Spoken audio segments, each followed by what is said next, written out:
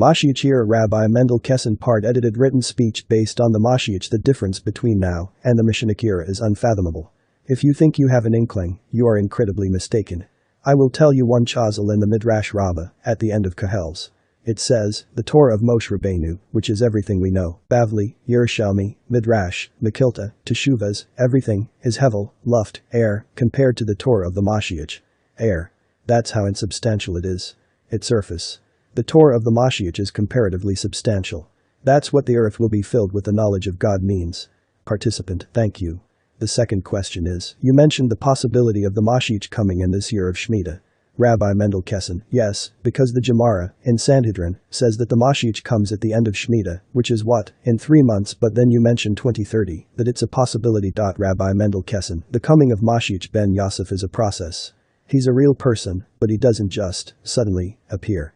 That's a long shire, but just to fill you in, who is the Messiah, not what his name is, I'm not going to tell you that. What kind of person is he?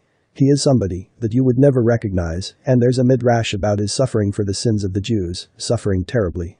What happens to him?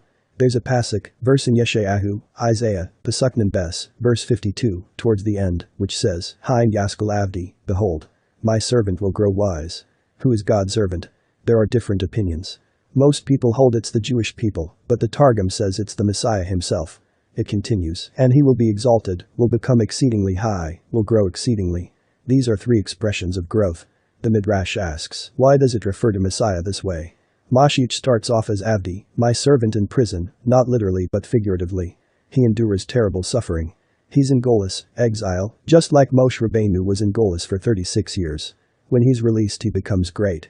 He will be greater than Avraham Avinu. Not bad. Becoming exalted means he will be greater than Moshe Rabbeinu, and he will be greater than the angels. This is a man who lives amongst us, who is going to walk around amongst us. Could you imagine seeing a man that is greater than the angels? It's inconceivable. We cannot imagine someone greater than Avraham Avinu and Moshe Rabbeinu. Forget it. And angels. It means that the Moshiach is the most dangerous man in the universe. Why? If you were to approach this guy, you would drop dead from his kedusha, holiness. It's like Moshe Rabbeinu who, if you recall, wore a mask. You couldn't look at his face. You could not look at the kedusha of Moshe Rabbeinu, same thing. Likewise, you cannot look at the kedusha of the Moshiach. So, when he comes, he's going to kill everybody. Think about that. Fortunately, he starts off at 0, because he's a prisoner, suffering for the sake of the Jewish people. Therefore, he's going to appear as a regular guy, but his potential is inapprehensible. Then he will be released, and he will grow, and, at the same time that he grows, the Jewish people grow with him. That's the incredible thing. And that's what God means by, and I will take you to me. Somehow, God is going to elevate every single Jew to be a formidable Talmid Chacham, scholar, the same as happened by Sinai. This is in order to survive the Moshiach, or else he kills you. Every Jew will grow to a tremendous extent. How that will happen is unknown, but the Moshiach will grow, and we will grow with him, so we can survive. God has to change the Jewish people. God is not going to bring the Moshiach to the Jewish people who are at the 49th level of Tumah, even though he did that by Moshe Rabbeinu. God had to, because their fall into the 50th was imminent. The Moshiach is greater than Avraham Avinu, than Moshe Rabbeinu, and greater than the angel, Gabriel. And Moshiach is a human being. This is what the redemption is. We are looking at a time when we cannot imagine the greatness of every Jew.